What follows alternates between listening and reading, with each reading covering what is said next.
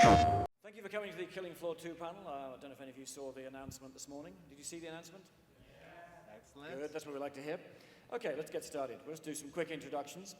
I'm Alan Wilson, one of the owners of Tripwire Interactive and Vice President of the company. Vice President is one of those things which mean that I get to do a few things I like and all the other crap that nobody else wants to do. Let the other guys introduce themselves. So I'm David Hensley. I'm the art director at Tripwire, and I'm also one of the co-owners of the studio. I'm Jared. I'm the community manager. I do everything Alan doesn't want to do. I'm Bill Monk, creative director and one of the co-owners as well. I'm Mike Schmidt. I'm the marketing dude at Tripwire. So. Yeah, Mike's one who's going to actually sort of stop us saying things we're not supposed to say. Like, he's going to try and stop me swearing. No cursing. You mean I'm not allowed to fuck around? Exactly. Sorry. Where's my censor button? There's going to be a beepy thing on this, isn't there? Yeah, well, never mind. Okay, let's go. Do you guys know Tripwire Interactive? Do you know the original Killing Floor? I don't have to tell you huge amounts about us. We've been around 10 years, all that sort of stuff. Red Orchestra was our first game, then Killing Floor, Red Orchestra 2, and now we're talking about Killing Floor 2. Go for it. Yeah, you've heard about this. Killing Floor, the original release back in 2009. For those of you who don't know us, one of the things that we love doing, we actually enjoy doing this stuff, is giving away free stuff for the games. We've given away, I don't know if you guys can remember how many maps, weapons, we've given away dozens of maps, tens of weapons. I think it's over 40 weapons. Yeah, and a whole bunch of stuff, and there's special events that we run at summer and Halloween and Christmas and all the rest of it. And nearly 3 million units sold, which is, we think it's a good number, we're happy with it. And back in May this year, we announced Killing Floor 2 generally. And today, of course, when we did that announcement, we saw all sorts of fun comments appearing on the internet, which was kind of fun for us because we're here today talking about Killing Floor 2 on PlayStation, which is quite a step for us. And everyone's assuming this is a brand new thing. But actually, we've had to keep very quiet all year with all these comments going on. And if it's any of you who made these comments, I apologize, but that's another story. We just borrowed them. We've actually been working on this for a while and leading up to this big moment for us, Killing Floor 2 on PS4. I mean, it's a huge step for us. We've been PC all these years. Here we go, our first step onto console for the PlayStation. So, everyone likes to see trailers and blood and death and stuff. Adam mentioned it earlier, so we're just going to run the announcement trailer for those who haven't seen it, and us because we happen to like it a lot. In a minute.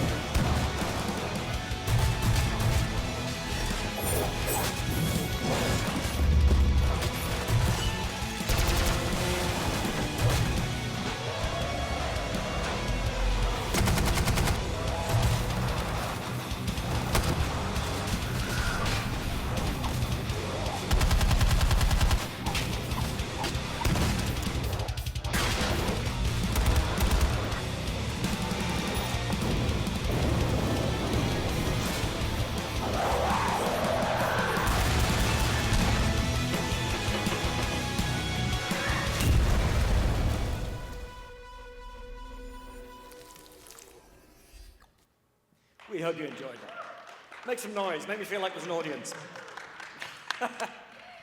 Okay. You saw the trailer, you see it.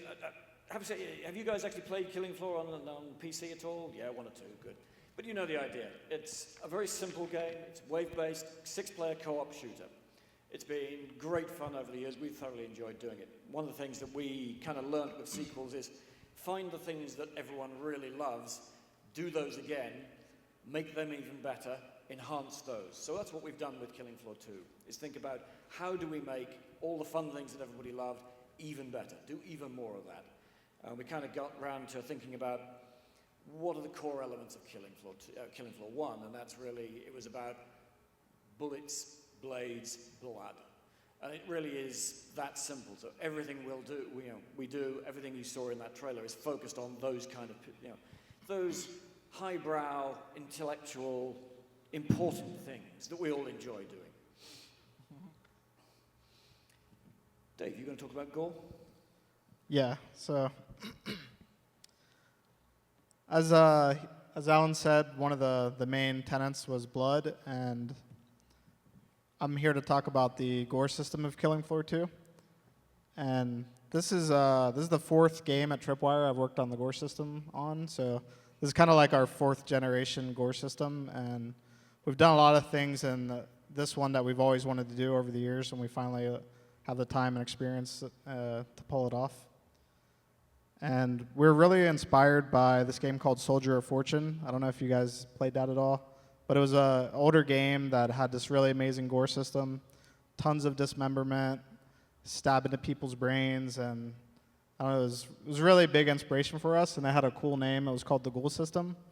So we really wanted our gore system to have a cool name too, so we named it the M.E.A.T system, which stands for Massive Evisceration and Trauma. And our goal, when we started designing Killing Floor 2, we set some features that they were going to be like our high-level goals that we really wanted to focus on, and gore was at the very top of that list. And we wanted to make the most dynamic, advanced gore system to ever be on a video game. And I think we've come pretty close to pulling that off. There's, as you can see, there's 22 points of dismemberment on your average Zed. You can expose their skull, intestines, cut them apart horizontally and vertically. Don't we need an acronym for the sloppy bits? So when I say dynamic, it's really important for us that the gore is always interactive to the player's weapons. There's a lot of video games or zombie games where you kill an enemy and the gore is kind of static. It happens one time and then it kind of goes to the ground and freezes. We wanted you to be able to keep dismembering the Zed in slow motion, if they're alive, if they're dead, if you find them on the ground. It was really important that it's always dynamic to the player's weapons. And that's really important for Zed time, our slow-mo feature. So you kill a Zed, and then you can play a little, almost a mini game where you try to blow off all its limbs before it hits the ground. We definitely had to pull that off. And we also wanted to do something that we have never seen done in any game before, and it's kind of been our dream forever, ever since we were working on first-person shooters. And that's to have blood that never goes away in the environment. So we're calling it a persistent blood rendering. So when you're doing battles, you spray blood everywhere, and the blood never disappears the entire match. So say goodbye to those blood decals that just like fade away instantly. Sounds like some other people have been having the same sort of dreams you have, Dave, which is slightly worrying. It's been our holy grail feature for about 10 years now to do this, so we're really excited that we finally got it to work. Yeah, you probably guessed there's at least one big horror fan sicko at Tripwire, and I'm happy to say that that's me. It's always the quiet ones. So the M.E.A.T system is a bunch of different systems working together. The main ones are the dismemberment that you kind of see there and the persistent blood rendering. But animation plays a pretty big part in the M.E.A.T system as well. And our creative director, Bill Monk, can talk a little bit more about that. Yeah, so, in a video game, I think that whenever you kill something, the reward you get is how it looks when you do it. And so the cooler that is, the more you want to do it. And so it's really important for us that it never looked the same. Like you just saw something cool happen, but then you just always see that same thing happen again. So what we did is we developed a system with 95 different death animations for each creature, and depending what zone you hit, they'll play that animation blended with the ragdoll physics. And you can keep stacking them. So if a creature's coming at you, you can shoot him in the leg, he'll stumble. Then you could hit him in the left shoulder, he'll react to that. Then you could shoot him in the neck, and he'll start freaking out because he's shot in the neck. Then you blow his head off. And it's all dynamic, as Dave was saying. So, you know, even as the character's falling or on the ground dead, you can just keep constantly doing different stuff. So it's always really cool to do it. You know, in a game like this, since you're killing thousands of them, you know, you want to make that really awesome. And it's cool too, because, you know, a lot of us were just, you know, big kids at heart, and I want to enjoy what I'm playing too. So I like to see new stuff. So sometimes I'll see something happen that I've never seen before, and yeah, it's a really cool system. I forgot we got some pictures of it. Yeah, you can see there a chunk of the Clot's face has been shot off, and you can kind of see his skull. Some brain chunks exploding. So we've done some, we haven't just focused on gore, we wanted some really cool environment destruction. So we put a lot of time in having destructible objects, breakable glass, a lot of cosmetic destruction that just looks really cool when you're in combat. There's a lot of chunks flying around, a lot of things breaking, flesh pounds running through things and breaking them. And then there's also, we have dynamic lighting in the game. So we have been experimenting with destructible lighting. So it's not only a cosmetic feature, it actually adds to the gameplay a lot. So you can have an area, it's all lit up and bright, and you're fighting in a wave there. You can see it here, this is a area in Biotics Lab. It's nice and clean, very happy looking. And then after, you know, just a short wave in that area, your place is covered in blood, the lights are blown out, monitors are shattered, dead Zeds everywhere. Yeah, one thing to add to that too, which is really cool, is with this new system, in Killing Floor 1, a lot of times people would find one spot they love. Well, with this, it forces you might want to save that spot for a later wave when it's going to get harder, because as everything's getting blown up and doors are getting destroyed, the lights are getting blown out, that might not be a good spot anymore, and it forces you to move. So it adds a whole new kind of twist to it. Yeah, that actually makes the siren a lot more dangerous too, because her scream can bust out the lights also, so you want to take her out fast. Yeah, one of the other bits we wanted to talk about as well was, you know, again, talking about enhancements. You know, the enemy AI, kind of, this stemmed out of, apart from the rather worrying dreams of some of the creative people at Tripwire, it also stems out of the fact that, you know, difficulty levels in games, we're so used to the idea that difficulty levels in games, it's a numbers game. You know, hey, I've gone from, you know, beginner to normal, therefore it takes twice as many hit points to kill the bad guy. Yay! Yeah, that kind of that's obvious, and it gets a little predictable. Now, in Killing Floor 2, yes, there'll be there'll be an element of that. But the other thing that we're doing in Killing Floor 2 is stepping it up so that as you go up through as you progress through the difficulty levels, the AI themselves, every single monster, every single creature is learning new attacks. You'll see things like crawlers starting to use the walls and the ceilings to get round behind you. You'll see stalkers starting to throw in new moves. Even the most basic Zeds, which are the clots, who kind of do the, on the beginner level difficulty, do the kind of, the zombie shamble towards you gently kind of thing. By the time you're getting up to the hardest difficulty levels, these guys are running, sprinting, they're rolling. It's much harder to shoot them. So that was the whole, one of the things we wanted to do. Bill talks about, we don't want things being repetitive. So as you go through, as you get up the difficulty levels, everything's changing. It's not just a numbers game. It's not just put twice as many bullets into that guy. It's put twice as many bullets into that guy, and oh hell, he dodged, and where's he gone? And there's just everything going on. We want it to, we want. Everyone likes it when the difficulty levels are actually a challenge. It isn't just sort of count your bullets a bit more carefully. You want more interesting stuff going on. Yeah, and one way that we're trying to balance the Hell on Earth, which is our hardest difficulty, is once we get it where no one in the office can beat it, that's when we know it's good. Except Jared, yes, okay, here we go. Even Jared. Well, even Jared, when playing with us, can't beat it.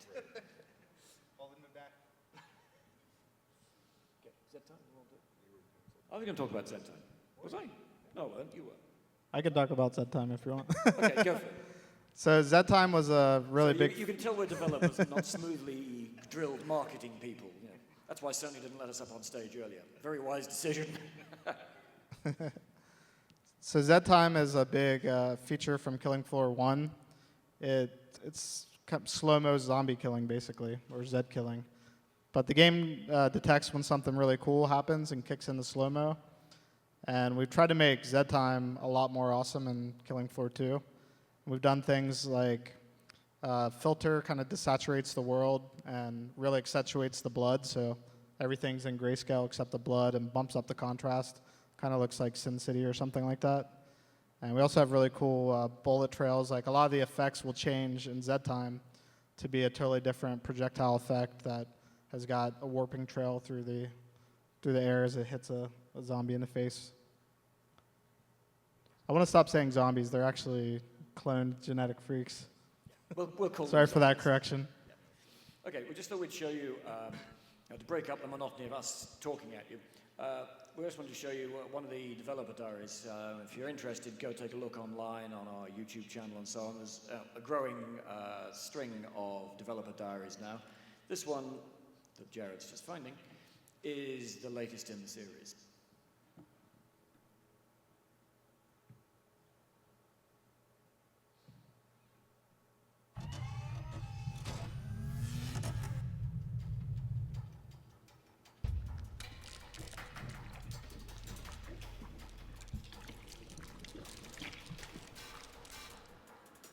So I wish I could tell you about all the weapons, but we're gonna have to wait a little bit. But the ones I'm allowed to talk about, so we have guns, and we have low projectile and big projectile guns. We also have bladed weapons, and we have blunt weapons. Each one will react. The creatures will react differently to that. So, for instance, if I shoot with a high caliber weapon, I can blow his arm off, or I can explode his head. Something like a shotgun, it's going to rip the Zed apart, probably blow his shoulders off, blow him in half, maybe reveal his intestines or something like that.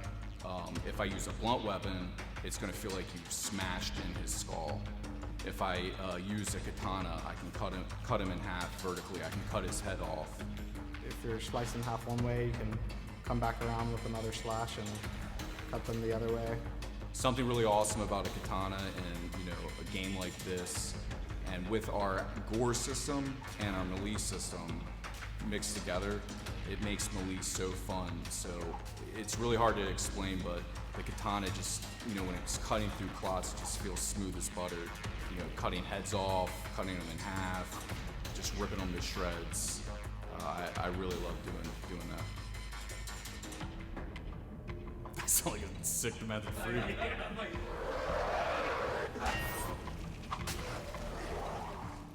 So one of the advanced features that we've added that it's not necessary to do, but it's really cool to get you out of a tight situation. For instance, with the katana, you can actually unsheath your katana, pull it out, and cut the guy's head off as you're equipping the weapon. So say you're using your pistol, you run out of ammo, creature's running up on you, grab it, whoosh, just cut his head off. It's great. Good, clean fun.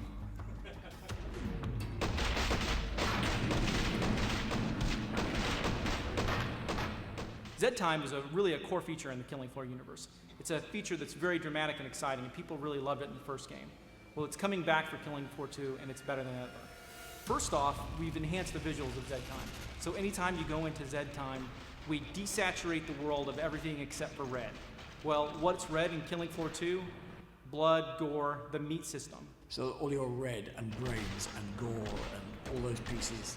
Yeah, that's what you want in Z-Time is the gore. So let's enhance that element of it.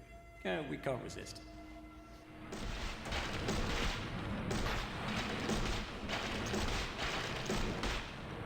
Blood and gore are one of the cornerstones of Killing Floor, and this time we wanted to take it up a notch and have as much blood and gore in the game as possible.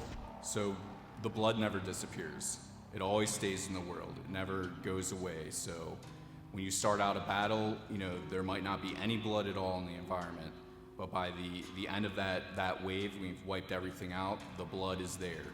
You're battling hordes of creatures, and a certain room, and you go away to the trader, and you come back, and all that blood and gore is still there. So everything you do to a Zed and damage it, where the blood sprays, it stays there permanently. The amount of just carnage and destruction the sense that you get from that is pretty amazing. So if you cut a Clot's head off and he starts walking, the blood's gonna spray on the ground, it's gonna stay there. If you throw a grenade down and blow up a whole group of guys, it's gonna splatter on the ceilings, the walls, everywhere. So the technique basically works as, well, you start off with the entire level cloaked with what we call splatter map textures, and at runtime we detect which texels of the splatter map have been hit by blood and poke a color into it. Later on, we apply a tiling mask texture on top of that and treat this as a opacity mask and apply some thresholding and cleanup operations to get the splatter shape. It's really awesome, and I can't wait to see someone actually play the game and fill the entire world with blood.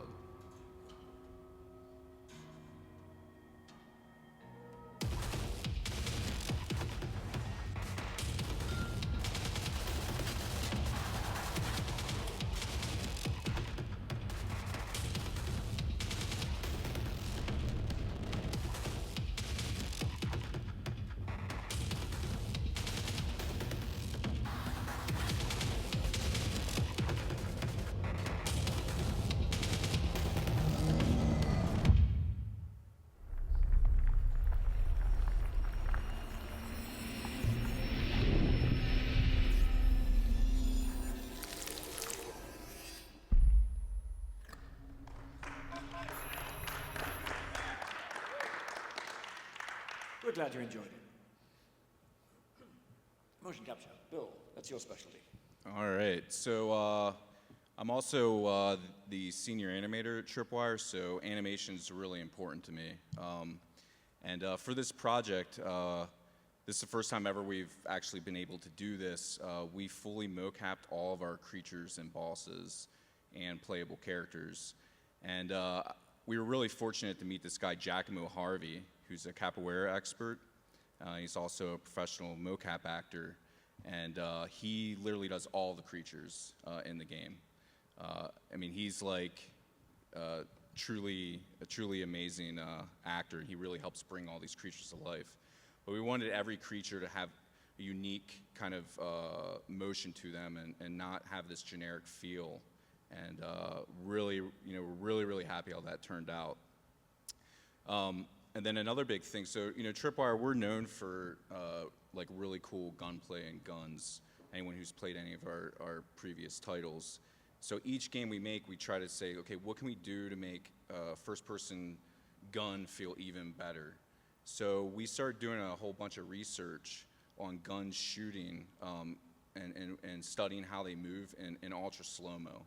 And anyone who's ever seen any of those videos, you see the barrel wiggle. You'll see the magazine. I mean, things are vibrating and shaking that it looks like the thing's about to fall apart. And so started experimenting with, well, what happens if we would animate a gun at just ridiculous high frame rate to capture that detail? Like, would it work? How would it look? And so we did it, and I'm happy to say that it worked. And the end result is just really sick. It's just, for example, we have one gun. It's the bullpup. It shoots 660 rounds a minute, and for each bullet that leaves the gun, we're animating at 242 frames a second. So that gives us 22 frames of data to work with for each individual kickback. So I mean that allows unprecedented amount of detail, seeing the bullets leaving the gun and how it just feels. It just makes it feel cooler. And then in real time, you can't see all those details, but you feel the difference. The gun just feels more badass. It just feels more like it's actually operating. And then as Dave was talking about in Zed time, when that kicks in, you can actually see the barrel on some of the guns like wiggling and vibrating, and the magazine wiggling, like each individual bullet leaving the barrel. Just gives a really just awesome feel. And we also mocapped all of our first-person weapons also, guns and melee. And for all of our guns, we hired this weapons expert who trains people how to like operate guns and different methods, different styles of reloads depending on your situation. And we could have just generically, as you level up a character and he gets a faster reload, we could just say, hey, let's just speed it up because gameplay, it'll work. But we really wanted it to be something more. We didn't want it to just feel like a generic sped up animation that looks unrealistic. So we actually have different types of reloads on the same weapon if you equip a tactical reload skill on a certain perk that will actually reload the weapon differently. And it's really awesome. Like one of the tactical reloads, they'll actually look at the chamber, flick out the magazine as they're grabbing the next one and put it in. So we have little details like that. And yet again, it's just one of those things that's just really cool and just makes you feel awesome while you're slaughtering all these poor little genetic freaks. But it's just all these little details that make this simple experience way more fun. It makes you want to keep doing it over and over because it just looks so cool. And now with the melee weapons, so we also mocapped all of that too because we really wanted that to feel really awesome. And we were trying to think, Tripwire is known for super badass gunplay. We want to be known for really awesome melee combat too. So we've developed this system. It's extremely simple. There's just a primary attack, light attack, and a heavy attack. But depending on what direction you're moving, you'll actually strike in that direction. So if you want to cut the Z down the middle, you just press forward while you do it. So just subconsciously, it's very easy for you to know what you want to do in a situation and just do it. So it's not just a random canned animation. And then if you hold the button down, you'll do a series of combos. So like uppercuts, slashes, and each melee weapon is totally different, has different types of attacks depending what direction you're hitting. And we've also added block and parry. And this one's actually really big because, as a melee class, before in Killing Floor 1, there's nothing you could really do if a Zed's getting up close to you. Well, now it's way more skill-based. If you hold down block, you'll take mitigated damage, but if you time it right as they're attacking, you can actually parry their strike and then follow up with a counter-strike onto them. So this is really the only class that can actually stand toe-to-toe with, say, like a flesh pound or a heavy guy, even though it's extremely risky to try to run up and parry a flesh pound attack because he's got huge blade mallets on his arms. So if you miss the parry, you're probably dead. But yeah, like I said, and it's really cool too because any new player, they don't need to know all of that. They're just hitting the attack buttons, attacking the Zeds, and it's cool. But once you start realizing the little nuances and you want to upgrade to the harder difficulty modes, there's a lot of fun to be had in melee. And I think anyone who's really into melee and first person and likes that type of thing, I think they'll really dig this game.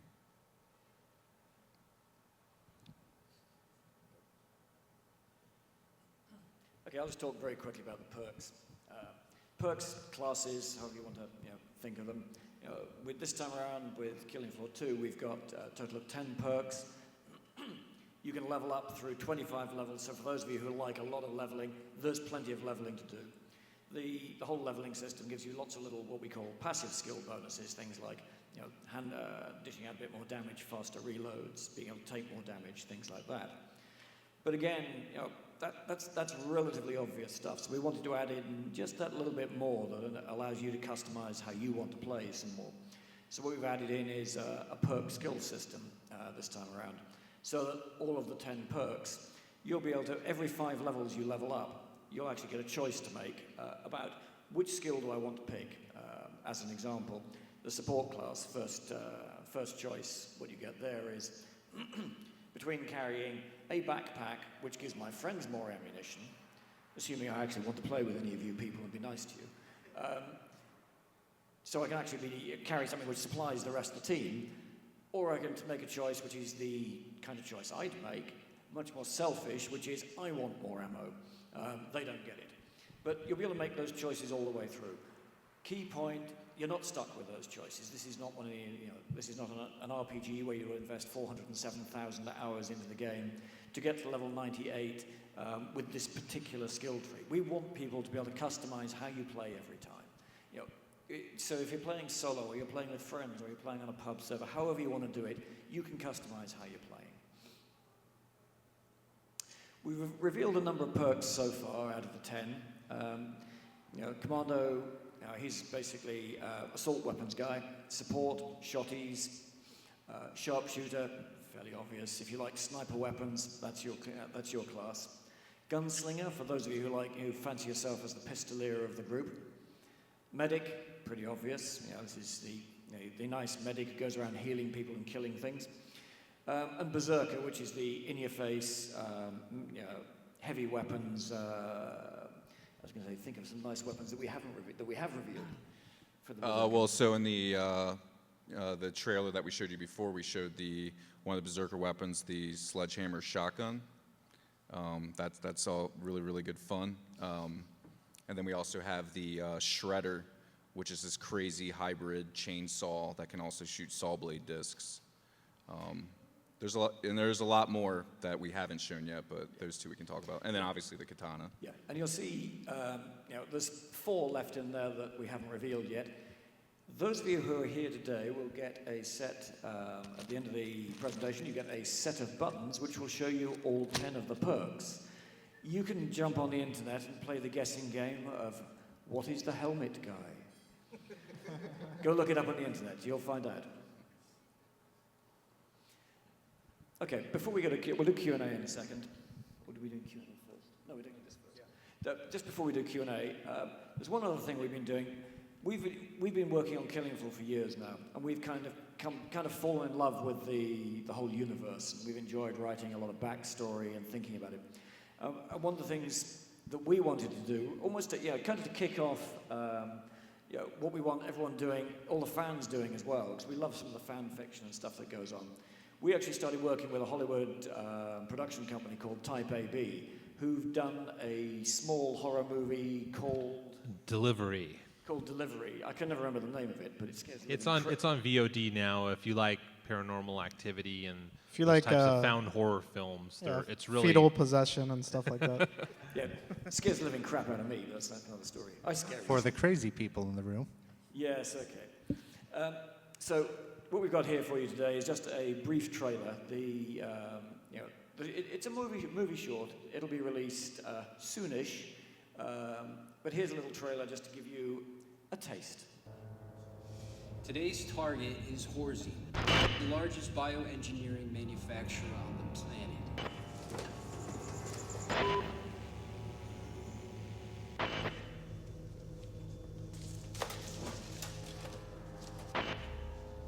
They're clones. They're growing them like plants. Have you arrested that stupid girl? Run!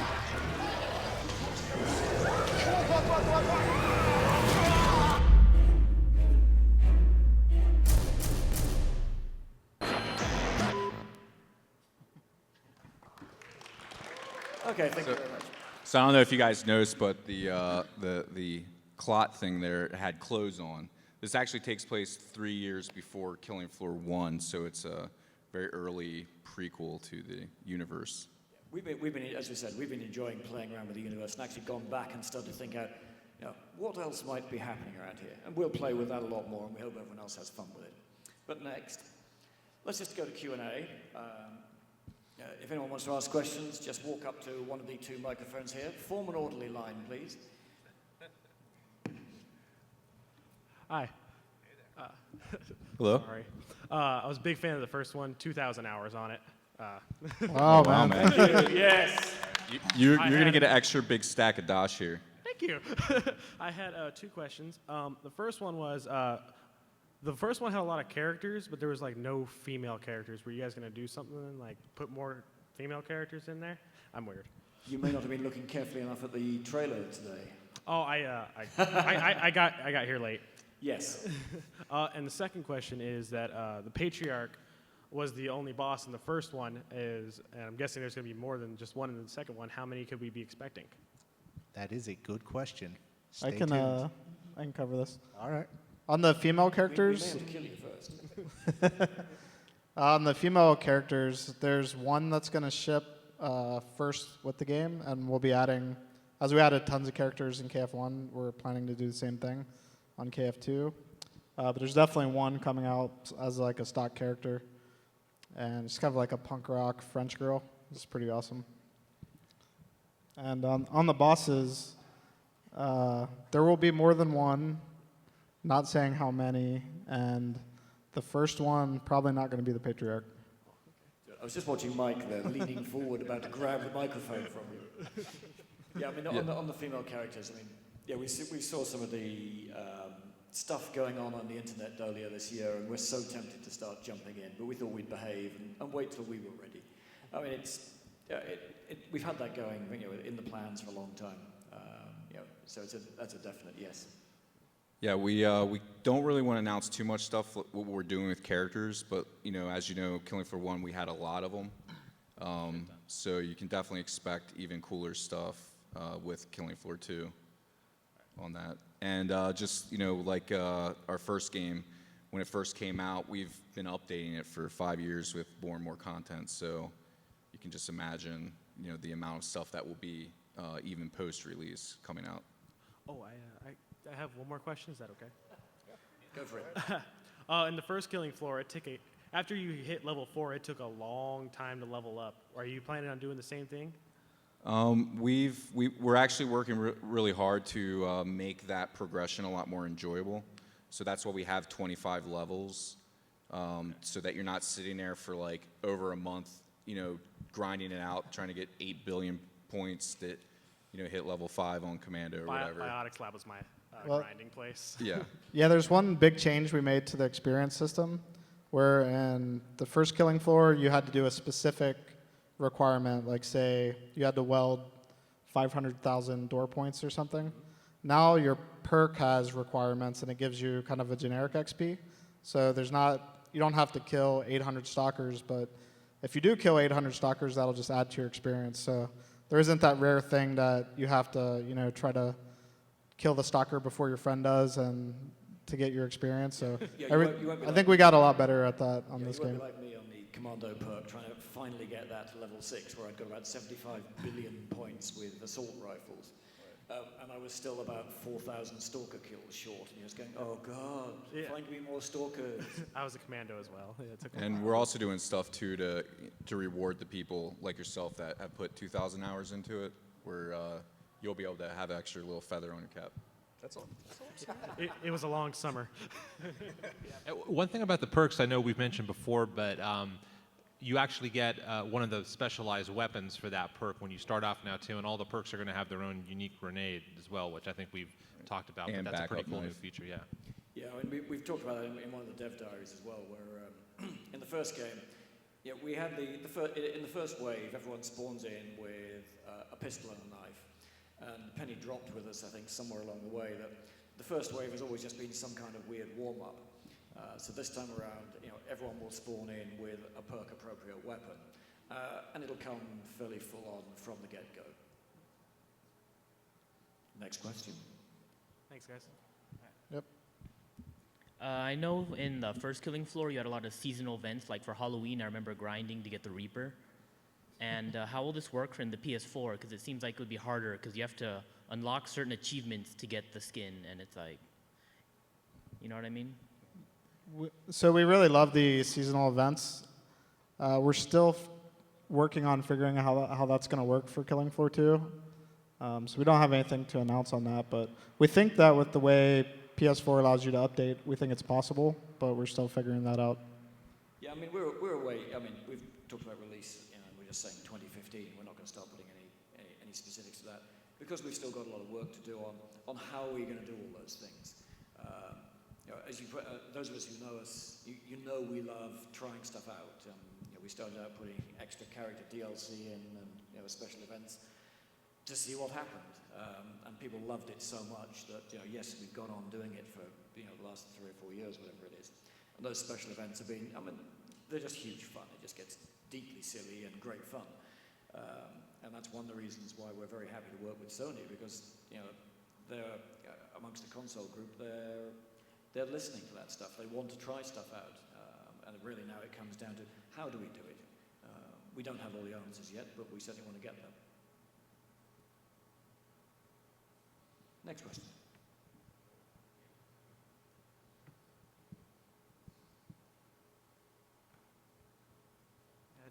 I had two questions. The PS4 and the PC, are there going to be platform play?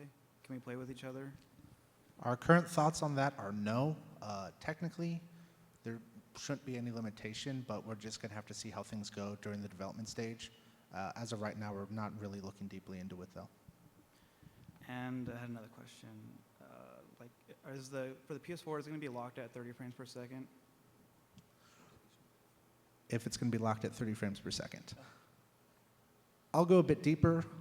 And we don't have the full answer for this, as again, we are still in development. Our goal is to get to 1080 and 60 frames per second. Nice. We can't guarantee we will hit that goal, but we want to make the game look as good as possible and try and achieve that goal. And we'll see where we get to, and we'll keep the community informed along the way with where we manage to get. Thank you. Yeah, we're a fan of the 60 frames a second. We don't think that a lower frame rate looks more cinematic. At least you didn't actually say we think a lower frame rate looks crap. Next question. I know in the reveal trailer you revealed some guns that were in the previous Killing Floor, like the bullpup and, well, the katana is not a gun, but will some of the guns be returning from the first one, like all of them? Like, for instance, I like the flare pistols a lot from the DLC, and I really, really want them in the second one. Not all the guns necessarily are returning. There are many old favorites that will come along, and we have many new ones that we feel that you will enjoy just as much. I mean, we learned what sort of things players liked from the first one, and even if we don't bring over an exact weapon, there may be similarities. Maybe it's even better. Yeah, there was a randomness to what we threw in over the years with Killing Floor 1. This time around, there's perhaps a bit more. We're being a little bit more thematic as well with the different perks. We'll see if that lasts over the years. We don't, before we get completely mental about it, but who knows? Yeah, and keep in mind too, there's what weapon set there will be on initial release, but that's only the beginning. The flare pistols, they didn't come until way later. So if you guys want it, we'll put it in there. Yeah, I mean that's a very big part of it for us. Is and I think there's a blog post gone up today, and it's about we want your reaction. What? Am I?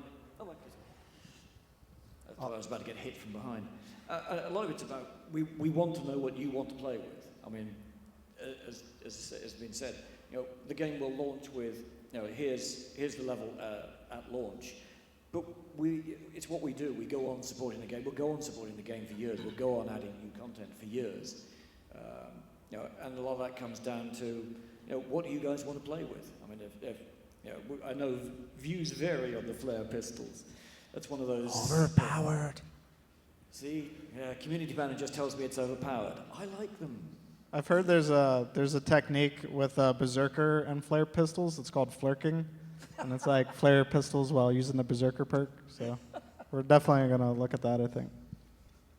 I haven't been shown that exploit. That's not fair. Other questions? It took a little while for the first one to become mod-friendly on PC. Is it going to be mod-friendly from day one? Technically, it was mod-friendly from day one. Though I will point out to you, what really got the ball rolling about 2 years in for Killing Floor 1 was a community member named Marco who released what he called the custom perks mod and many other mods built on top of that. So that's why it seemed to get more mod friendly. But anybody could have taken that leap, just like with Killing Floor 1 and Killing Floor 2, the full SDK will be available, if not at launch, very soon afterwards. And before someone asks it, I mean, the obvious sort of add-on to that is how do we transfer that whole modding thing from PC to PS4? And we don't have all the answers. And again, we're talking to Sony about it. They know, we know. These are things we've done in the past. We want to do them again. We want to do them on all the platforms. It makes a huge difference. User-generated content, all of that. The whole release cycle now for the PS4 is so much simpler than it used to be years ago. It's one of the reasons why now is the right time for us to be doing this. That release cycle. It's not a question of, hey, look, we've now thought of a new color for this guy's jacket. Don't worry, we'll get it into games sometime next year. You know, the whole release cycle is far simpler, and that makes a huge difference to us. Yeah, mod support is super important for us. Our team actually started as modders, over 10 years ago. So from the ground up, we're trying to build everything to be really mod friendly. But we're still working on it, and the SDK support it'll roll out in stages probably. Yeah, I mean, if we had a coder here, I know they'd say that. Yeah, we don't let coders out in public too often. Yeah, they'd point out that the last game we released was Red Orchestra 2, and that was quite complex for modders. And what we've done, particularly on the code end this time around, is every single system they're building, they're going through the whole code review cycle and thinking about how can we make this more moddable? How do we make sure that everything, all the hooks are accessible? So there's a lot more, even more thought than normal going into that for us. Next question.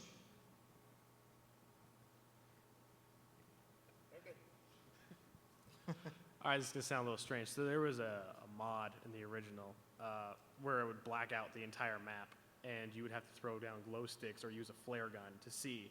Was there any thought about that, maybe in the second one, of having like a blackout map? We're still playing around with a lot of our level design, and you might have noticed we discussed dynamic lights. So though a map may start nice and bright and shiny with fluorescent lights everywhere, it may not stay that way. And there certainly may be hooks in there for a modder to go and turn them off. Yeah, our lighting system is fully dynamic, so that mod would be a lot better in Killing Floor 2, I'm sure. And we have dynamic shadows and destructible lights, so we're not building anything like that internally, like that sort of mod, but it would be probably pretty easy to pull off in KF2 and look really awesome. Yeah, now it wouldn't need a major mod as it did 5 years ago. I mean, just with level design as it stands now, someone could, a level designer could do that. Right. And we still want to leave some stuff for modders. Thanks, guys. You're awesome. Thanks. Thank you. Any other questions? Any of you guys got any questions? What else does Dave dream about? We're not allowed to say. Well, we're going to be here for all weekend, so if any guys want to find us anywhere, grab a drink, hang out, talk some more, that we're totally down. That's Bill's appeal for free drinks. Oh yeah, I mean, obviously, just you can find us on the internet, all these familiar sites. We did bring some goodies for you guys too, so when we're done, please hop up here and we'll get you some of these perk buttons. And some Dosh, yeah, we got some Dosh too. Awesome. All right, come on up. Thank you very much. Thanks, everybody. Thank you for coming. PlayStation